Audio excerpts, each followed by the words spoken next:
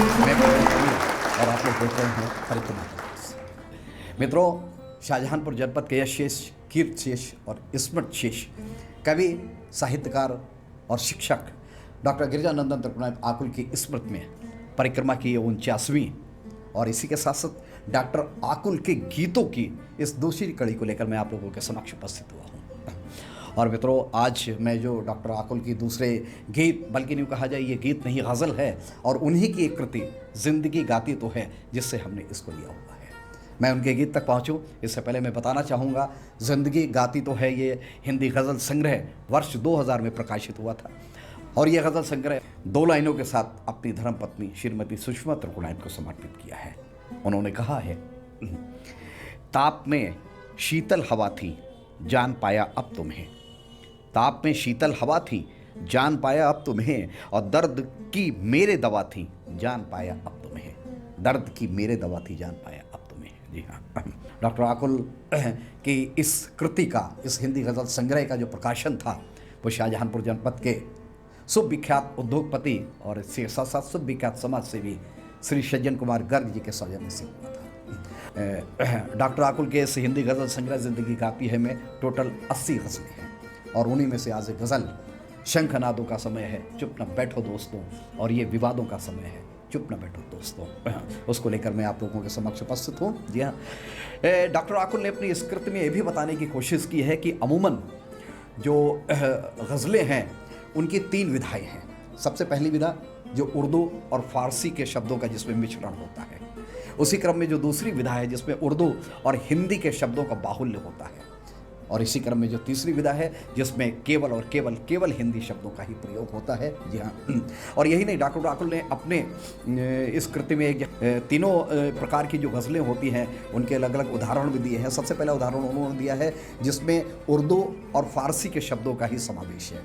Doctor कमर खां साहब की गज़ल का ये मतला पेश करते हुए उन्होंने उर्दू और फ़ारसी की जो गज़ल है उसका उदाहरण पेश करने की कोशिश की है कि बुए गुल रंगे चमन बादे शहर जाए, बुए गुल रंगे चमन बादे शहर जाए, हम भी देखेंगे तेरा फैज़ ठहर जाए, हम भी देखेंगे तेरा फैज़ ठहर जाए। इसमें उर्दू और फ़ारसी के शब्दों का बहुतायत में इस्तेमाल हुआ है। और इसी क्रम में उन्होंने है कि किस तरह से उर्दू और हिंदी के शब्दों का प्रयोग करके गज़ल लिखी गई थी। चंद्रसेन विराट जी की एक गज़ल का मतलब उन्होंने अपनी किताब में लिखते हुए बताया, आदमी जहर भी है और अमृत भी मगर, आदमी जहर भी है और अमृत भी मगर, इन दिनों विषदंत उभरे हैं, जहर हावी हुआ। यह चंद्रसेन विराट जी की गज़ल का एक मतला है। जी हाँ, और इसी क्रम में उन्होंने आगे और बताने की कोशिश की कि किस तरह से विशुद्ध रूप से हिंदी भाषा के शब्दों का इस्तेमाल करके हिंदी गज़लों को एक हिंदी गज़ल का रूप दिया गया। जी हाँ, ज्ञानवती सक्सेना जी की गज़ल का मतला उन्होंने किताब में लिखते हुए बताया है कि आ गई आराधना अनुराग से आसक्ति तक, और गीत सीमित हो गए उठकर सवासी व्यक्ति तक। तो ये जो 3 तरह की जो गज़लें हैं जिसमें फ़ारसी और उर्दू, इसी के साथ साथ उर्दू और हिंदी, और तीसरी जो हिंदी गज़ल है उसमें विशुद्ध रूप से हिंदी के शब्दों का किस तरह से प्रयोग किया गया। जी हाँ, हालांकि डॉक्टर आकुल ने यह भी कहा है कि कुछ मुस्लिम गज़लकारों ने हिंदी में विशुद्ध रूप से मतलब हिंदी के शब्दों का प्रयोग करके भी गज़लों को लिखा हुआ है।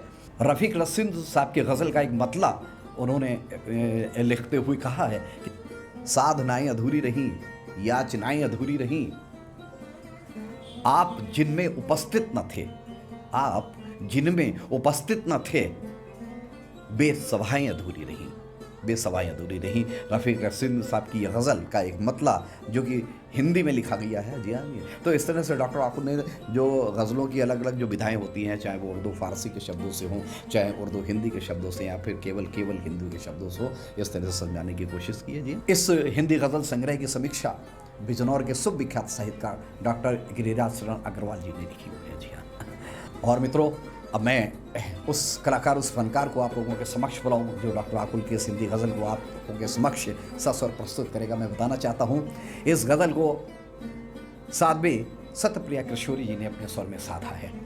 मैं साध्वी सत्यप्रिया किशोरी जी की अगर बात करूं तो ये सुविख्यात कथावाचिका भी है। 11 वर्ष की जब ये थी तब से इन्होंने श्रीमद् भागवत कथा का वाचन शुरू किया, और अब तक लगभग 85 से 90 स्थानों पर, अलग अलग स्थानों पर कथा सुनाकर यानी विश्व के, देश के कल्याण की इन्होंने बात की है और इसी के साथ लोगों को पुण्य का भागी बनाया हुआ है।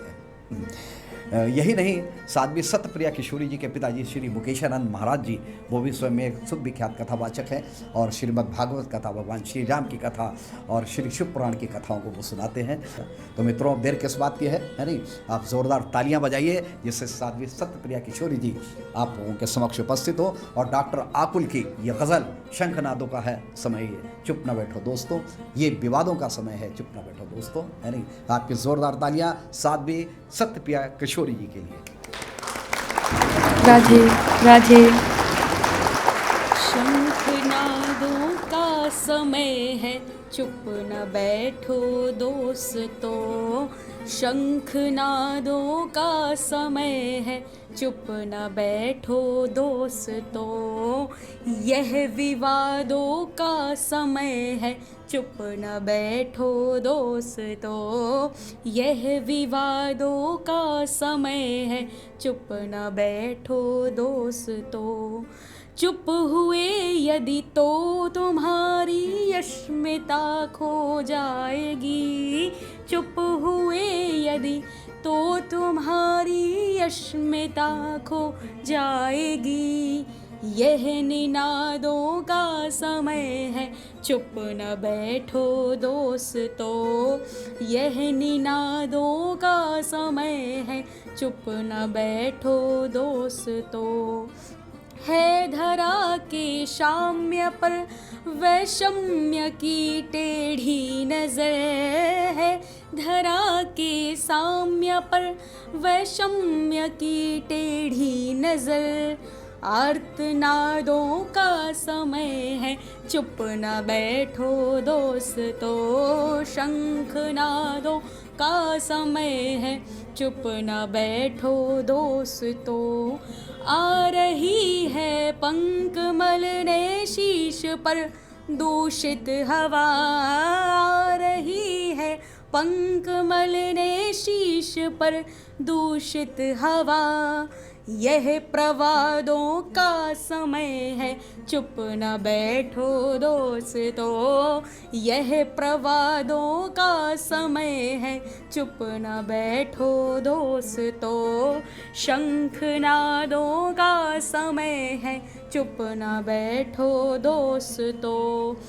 चुप रहे तो एक तरफा फैसला हो जाएगा, चुप रहे तो एक तरफा फैसला हो जाएगा, कुटिल बातों का समय है, चुप न बैठो दोस्तों, कुटिल बातों का समय है, चुप न बैठो दोस्तों, शंखनादों का समय है, चुप न बैठो दोस्तों, यह विवादों का समय है, चुप न बैठो दोस्तों, शंखनादों का समय है, चुप न बैठो दोस्तों, चुप न बैठो दोस्तों, चुप न बैठो दोस्तों।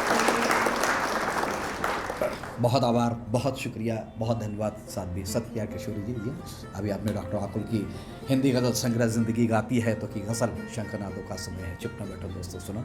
यानी गज़ल के बारे में कुछ कहने की आवश्यकता नहीं, क्योंकि गज़ल आप लोगों के समक्ष पहुंच चुकी है, आकलन आपको करना है। जी हाँ, और बहुत ही जल्द फिर मिलते हैं अगली कड़ी में किसी नए कवि, किसी नए साहित्यकार, किसी नए शब्द शिल्पी, किसी नए रचनाकार के साथ। तब तक के लिए मुझे इजाज़त दीजिए। जय हिंद।